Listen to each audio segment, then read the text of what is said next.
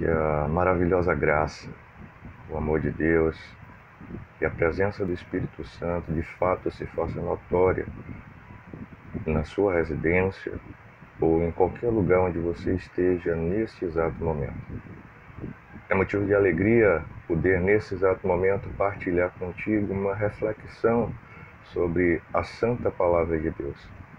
Você que passou agora de um período de vigília, que foi a proposta inicial do nosso pastor Jutaí, com a solicitação de finalizar, por assim dizer, esse momento com essa reflexão. Eu quero dizer que seja bem-vindo, em nome de Jesus, a esse vídeo. Inclusive você que porventura está tendo contato com a primeira Igreja Batista em São Caetano pela primeira vez. A convite de alguém, você recebeu esse link e clicou, talvez sem a devida dimensão do que te esperaria. Mas eu quero te dizer que não há como chegar na presença do nosso Senhor Jesus e continuar do mesmo jeito. E esse realmente é o desejo do nosso coração nessa noite, que você seja impactado ou impactada pela presença do nosso Deus. Eu quero ser um tanto objetivo, até pelo adiantado da hora que se propõe a postagem dessa pregação, desse vídeo, e já quero te pedir que identifique na palavra de Deus o texto que está no Evangelho de Jesus Cristo segundo nos registrou Marcos. Nós vamos ler o texto de Marcos 7, dos versos 24 ao 30. Marcos 7, do 24 ao 30. Enquanto você identifica esse texto, eu quero apenas dizer que nós fizemos uma gravação prévia desse vídeo, provavelmente é isso que você está assistindo agora, no intuito de nos precavermos de uma possibilidade de queda ou indisponibilidade da internet. Por isso não teremos aquela interação habitual de uma live, mas você pode se sentir totalmente à vontade para postar a sua glorificação a Deus, em virtude das respostas que Ele vai te trazer nesse texto, e para postar também os seus pedidos de oração, porque nós oraremos ao final desse vídeo e cremos que o Senhor estará contemplando o seu pedido. Acredito que já deu tempo de você achar o texto, então vamos ler o que nos diz. E levantando-se dali, foi para os termos de Tiro e Sidom. E entrando numa casa, não queria que ninguém o soubesse, mas não pôde esconder-se. Porque uma mulher, cuja filha tinha um espírito imundo, ouvindo falar dele, foi e lançou-se aos seus pés.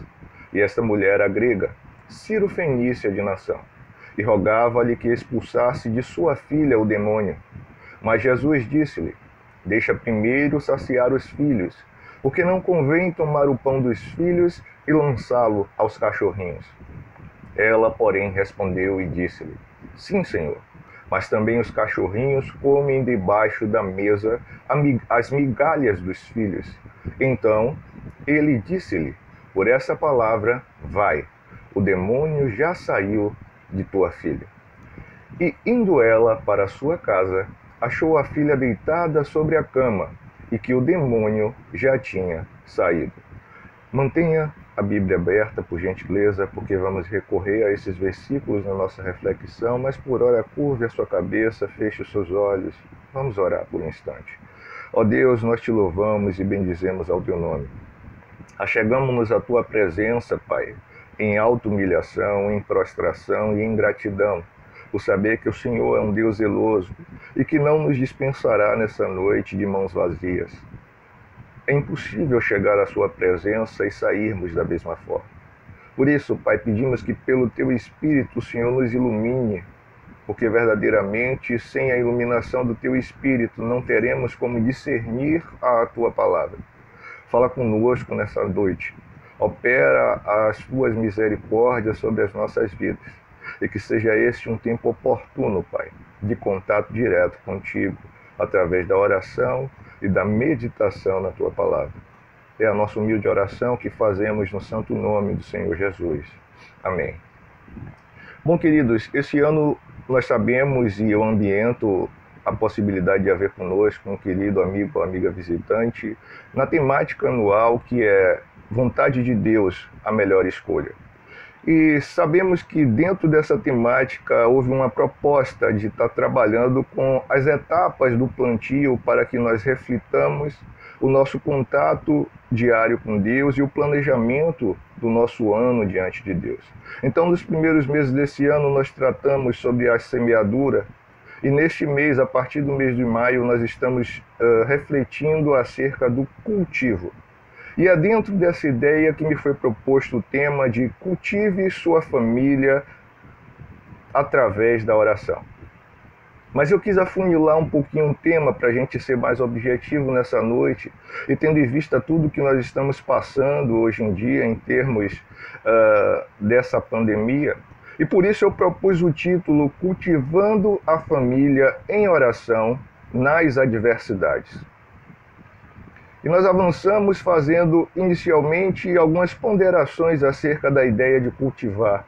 Os pregadores que me antecederam, e se porventura você não viu os preciosos vídeos com as pregações deles, eles estão disponíveis aqui no nosso canal, fique à vontade para observar.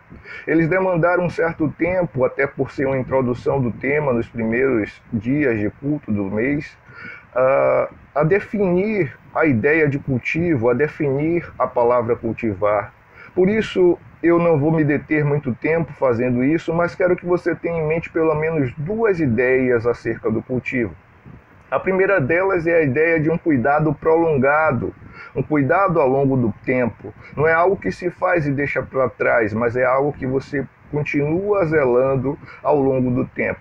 E a segunda ideia que nós trazemos é que se trata de um processo realizado em etapas. Portanto, são uma série de ações necessárias para que o plantio seja bem desenvolvido, bem ornamentado. Mas aí entra um terceiro ponto, que é a nossa proposta no título que eu trouxe, que são as adversidades. Como qualquer outra atividade, a atividade de plantar, a atividade do plantio, do cultivo, ela também está totalmente passível de ter adversidades. Obviamente, o cultor, o jardineiro, a jardineira, quando vai planejar a sua plantação, ele ou ela tem em mente tudo de bom para aquela plantação, que ela decorra da melhor forma possível. Mas sabemos que as plantações elas estão sujeitas, por exemplo, a pragas, estão sujeitas, por exemplo, à escassez ou ao excesso das chuvas, e outras tantas possibilidades adversas que podem, em certo sentido, atrapalhar, minar, deteriorar aquela plantação. E quando isso acontece, o que deve fazer o jardineiro, a jardineira? Deve simplesmente se contentar e abandonar a sua plantação? Deve sentar e ficar observando aquela plantação ser perdida, ser deteriorada? Eu não sei se você conhece a questão do plantio de uma plantação bastante peculiar. Ela geralmente era cultivada no Oriente Médio, mas hoje está em todo o mundo e aqui no Brasil também, por causa de uma parte do clima do Brasil ser similar ao de lá, que são as tâmaras. Na verdade, as tamareiras. As tâmaras são os seus frutos. E antigamente, quando a tecnologia ainda não tinha avançado, o plantador de tamareira, para ver o fruto daquela árvore que ele acabou de plantar, teria que viver pelo menos 80 a 100 anos após o plantio. Evidentemente que você concorda comigo que dificilmente alguém que plantava tamareira veria essa tamareira dar frutos devido ao longo espaço de tempo para que ela viesse a produzir. E diante dessa informação que eu te dou, existe uma história bem curiosa. Conta a história que um jovem estava passeando numa região onde se plantava tamareiras e viu um ancião, um senhor bem idoso ali cultivando aquela árvore ornamental, que serve para ornamento e também para dar frutos.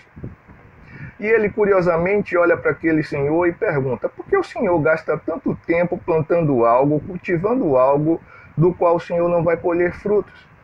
E aquele senhor olha para aquele jovem, dá aquele sorriso e diz para ele: meu jovem, se todo mundo pensasse como você pensa, ninguém jamais colheria tâmaras. Essa é a ideia que eu quero trazer para nós nessa noite. A ideia de que não é esse o momento de desistir. quando as adversidades chegam até as nossas vidas, esse na verdade é o momento de nós colocarmos todas as nossas forças em prática para salvar aquilo que ainda é possível salvar.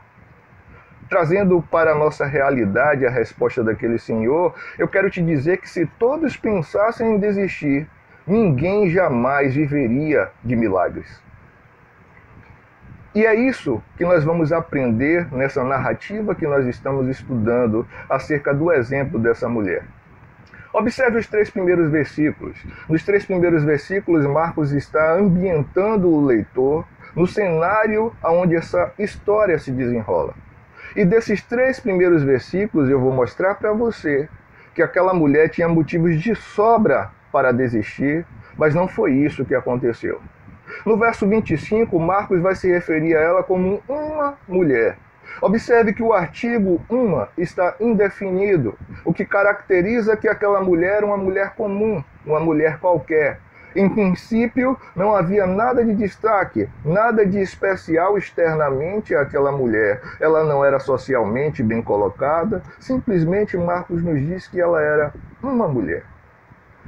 E somente o fato de ser uma mulher, naquele contexto específico em que Marcos nos está narrando, já colocava aquela mulher em uma posição de inferioridade, porque as mulheres naquele contexto patriarcal eram infelizmente tratadas com desprestígio, com descrédito. Então essa já era a primeira razão para que essa mulher desistisse de buscar solução para o seu problema. Mas nós temos aí um segundo ponto no verso 24 e no verso 26, que é a origem daquela mulher, que é a segunda razão para que ela desistisse de tentar uma solução para a sua família. Observe no verso 24 que Marcos vai nos relatar que o Senhor Jesus está indo para a região de Tiro e de Sidom. E aqui eu quero me ater especificamente a Tiro, porque provavelmente é onde aconteceu esse encontro. E também no verso 26 ele vai nos dizer que aquela mulher era Ciro-fenícia, de nação ou de origem. Bom, a região de Tiro ela ficava exatamente em uma cidade da Fenícia que estava dentro da região maior da Síria, e ela era associada diretamente ao paganismo desde os tempos antigos, desde o Antigo Testamento. Porque era justamente dessa região que vinha a rainha Jezabel, aquela que você lembra influenciou Acabe a reinstituir o culto a Baal, levando boa parte da nação de Israel ao paganismo. E por isso, desde aqueles tempos, no imaginário judaico, essa região de onde essa mulher vinha era uma região totalmente descredibilizada por estar associada ao paganismo, àquilo que o povo de Israel tinha total aversão. Assim, além de ser uma mulher qualquer, e uma mulher naquele contexto patriarcal, essa mulher já era desprezada tão somente por causa da sua origem. E aqui eu quero trazer a terceira razão pela qual aquela mulher deveria desistir. O verso 25 vai nos dizer o único destaque inicial que Marcos faz acerca daquela mulher, e é um destaque negativo. E qual é esse destaque? É que a sua filha estava endemoniada. Observe e pense comigo, tendo em mente em paralelo a ideia do cultivo, daquele jardineiro que está demandando um tempo para que a sua plantação cresça, floresça e dê frutos. De igual modo, aquela filha poderia ser o projeto de vida daquela mulher, semeada com tempo, regada com amor, nutrida com carinho.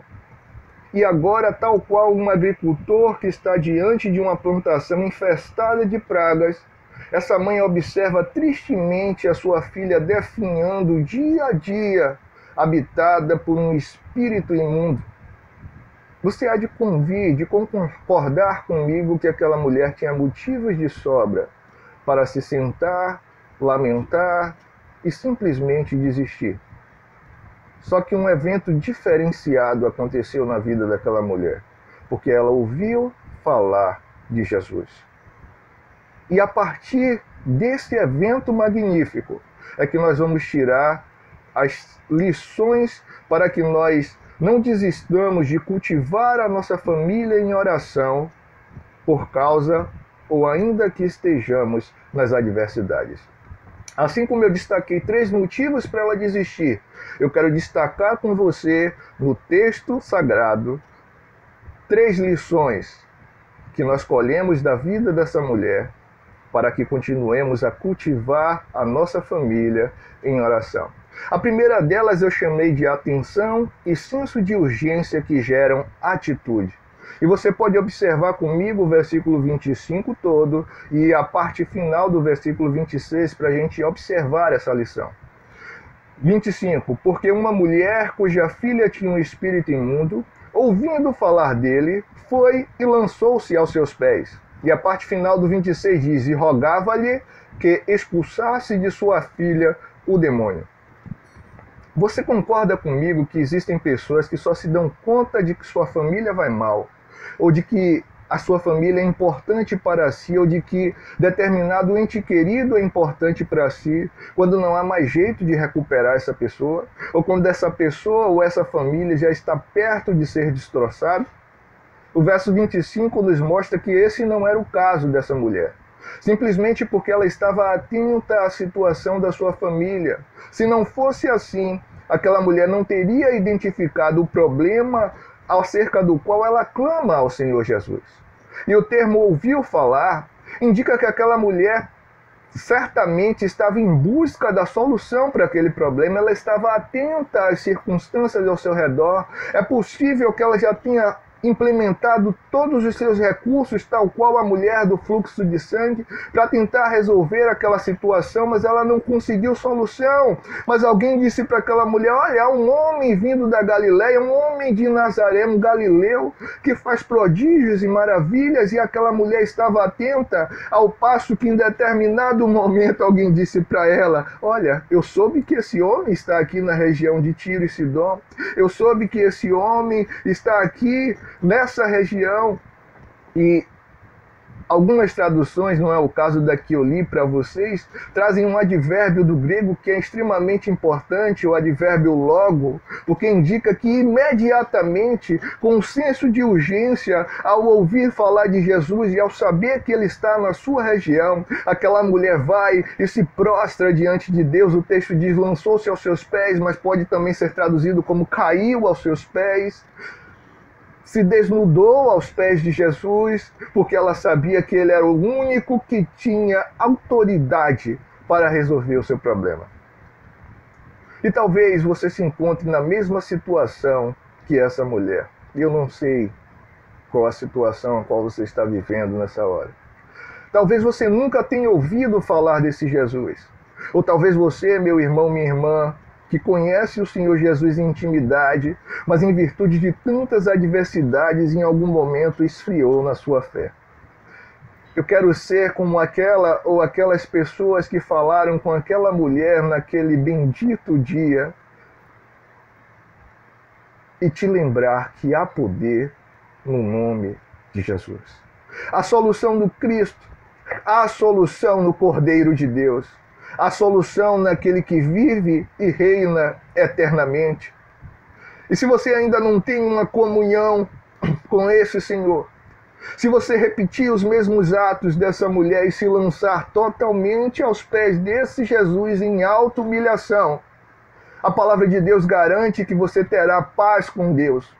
Porque a barreira de separação que hoje existe entre você e esse Deus bendito, chamada pecado, pelo poder que há no sangue derramado na cruz do Calvário, essa barreira é desfeita e você passa a ter acesso ao trono da graça de Deus através da oração. Você passa a ter direito de se prostrar aos pés desse Senhor e buscar dele a solução para a sua vida.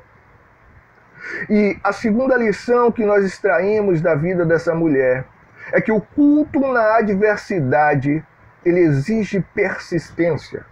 Observe comigo o verso 27. Mas Jesus disse-lhe: deixa primeiro saciar os filhos, porque não convém tomar o pão dos filhos e lançá-lo aos cachorrinhos.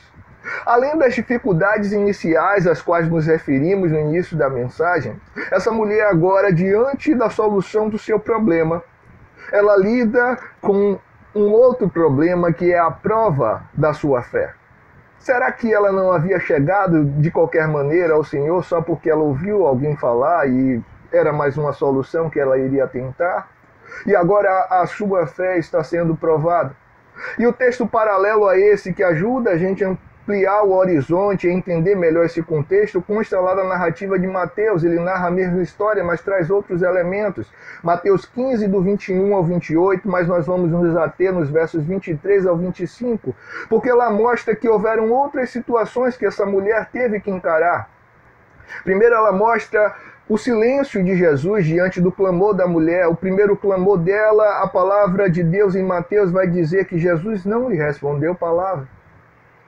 E no silêncio de Jesus, os discípulos aparecem como um outro obstáculo, porque provavelmente, com a mente judaica que eles tinham, eles olharam para aquela mulher naquele contexto de paganismo, de afastada da aliança de Israel, e disseram ao Jesus: mestre, afasta essa mulher, diz para ela ir embora. E lembre que no primeiro versículo, o versículo 24 do texto que lemos em Marcos, diz que o Senhor entrou numa casa e não queria que ninguém soubesse, mas ele não pôde fazê-lo por causa dessa mulher, e é Mateus que diz o que essa mulher estava fazendo para atrapalhar, porque os discípulos dizem: ela vem gritando atrás de nós. Esse senso de urgência dessa mulher é magnífico, porque os estudiosos vão dizer que provavelmente Jesus não passou mais naquela região. A Bíblia não traz nenhum registro de Jesus novamente nessa região. Então aquela mulher certamente tinha em mente que talvez aquela fosse a última oportunidade para que ela achasse graça diante do Senhor da glória. E eu quero que você tenha esse senso de urgência na sua mente nessa hora. Talvez essa seja a sua última oportunidade de encontrar graça aos olhos de Jesus.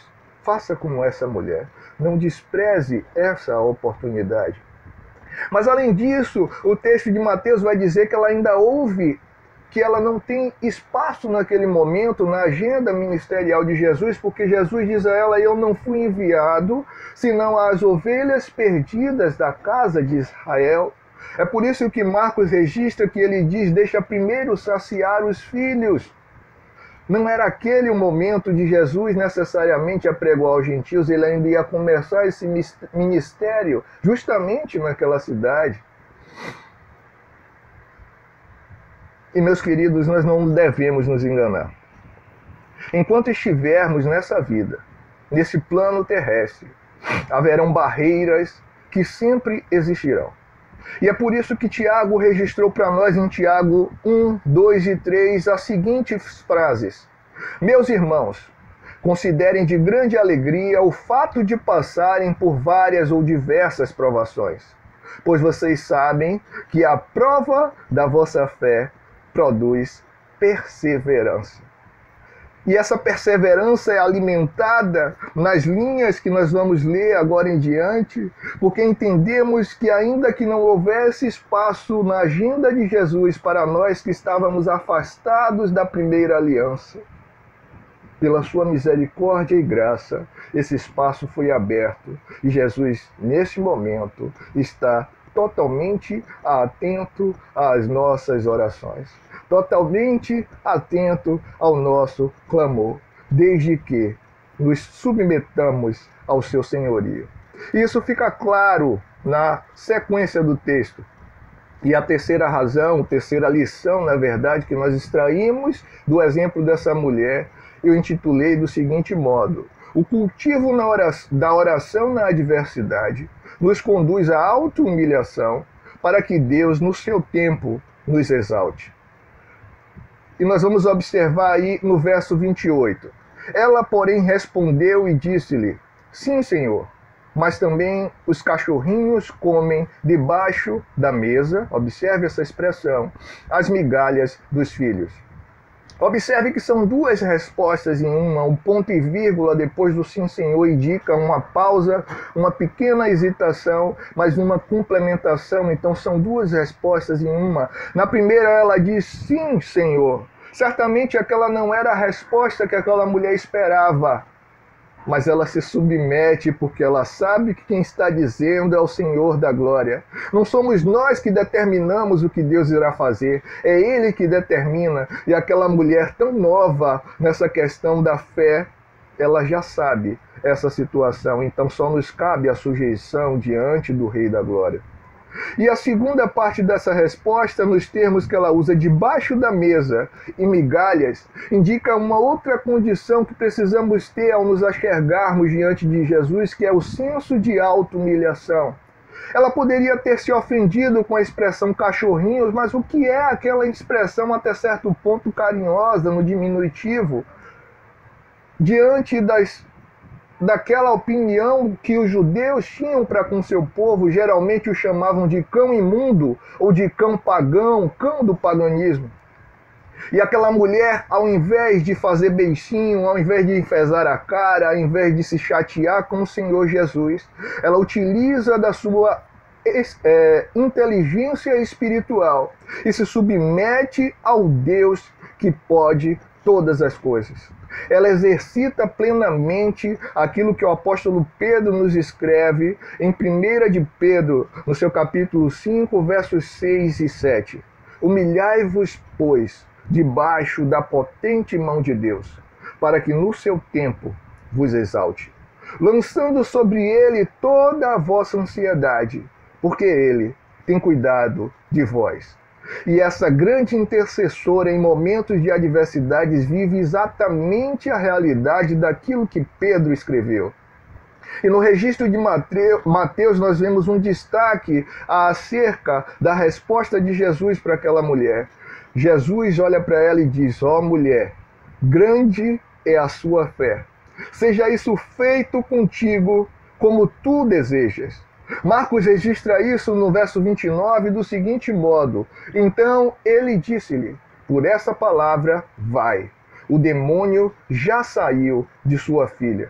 Observe que não é só a palavra, é a prática, porque Jesus é o Deus que sonda os corações. E o pastor Jutaí sempre nos lembra que o evangelho não é só palavra, é prática. O próprio Jesus disse isso em Mateus 12, verso 34, em relação à palavra, quando ele diz: porque a boca fala do que está cheio ao coração. Então aquela mulher estava desnudando a sua alma com as suas palavras diante de Deus. E foi isso que fez Jesus expressar-se positivamente acerca da fé daquela mulher. E Marcos testifica, finalizando o texto, no verso 30, dizendo: e indo ela para a sua casa, achou a sua filha deitada sobre a cama e que o demônio já tinha saído. Chegou o tempo da exaltação daquela mulher. E a pergunta que fica para finalizarmos é: e nós? Diante do grande exemplo de cultivo da família em oração nas adversidades que acabamos de colher, eu quero te convidar a refletir para nós finalizarmos. Você tem cultivado a sua família em oração? E nas adversidades, qual tem sido a sua prática? Você está atento ou atenta à realidade da sua família como aquela mulher? Você tem se lançado aos pés do único que tem autoridade para mudar esse cativeiro? E por fim eu te pergunto, qual a causa da sua família que você simplesmente abandonou e não ora mais? Eu quero te convidar e te desafiar a buscar a face de Deus em oração mais uma vez, em prol da sua família. Como essa mulher, não permita que a sua família seja destroçada pelas pragas eventuais que a tenham alcançado. E que a sua família seja impactada pelo seu cultivo em oração, em qualquer momento, inclusive nos momentos das adversidades. Vamos orar, finalizando.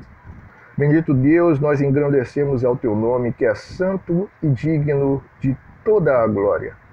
Queremos agradecer por essa reflexão, queremos agradecer pelas suas misericórdias, queremos agradecer por esse testemunho registrado por Marcos e por Mateus, que hoje são usados pelo teu Espírito como molas propulsoras que nos impulsionam a buscar a tua face, totalmente cheios de fé de que o Senhor, como fez, ainda faz e ainda fará. Ó Deus, contempla a vida desse meu querido amigo ou amiga visitante que esteve conosco nesse vídeo. E que o teu Espírito possa convencê-lo de que não há outro caminho a não ser o caminho chamado Jesus Cristo de Nazaré, para reconciliar o homem com Deus. Contempla também a oração desse meu irmão e desta minha irmã, os pedidos de oração que possivelmente foram aqui postados e outros tantos que não foram aqui colocados, mas que o Senhor conhece. Contempla o meu irmão e a minha irmã que estão com um familiar no leito de hospital nessa hora. Contempla o meu irmão e a minha irmã que neste momento estão eles próprios no leito de hospital, presos a um maquinário. Ó Deus, o Senhor deu inteligência ao homem, mas a vida e a morte passam pelo seu consentimento. Portanto, cremos que o Senhor pode mudar essa história, que o Senhor pode mudar o cativeiro que o Brasil e o mundo estão passando. E uma só palavra da sua parte, nas palavras do texto, uma migalha que seja da tua parte, é capaz de resolver toda essa situação. Assim nós cremos, Senhor, e afirmados nessa fé que nós oramos. E oramos no nome santo, oramos no nome bendito, oramos no nome excelso do nosso Senhor Jesus. Amém.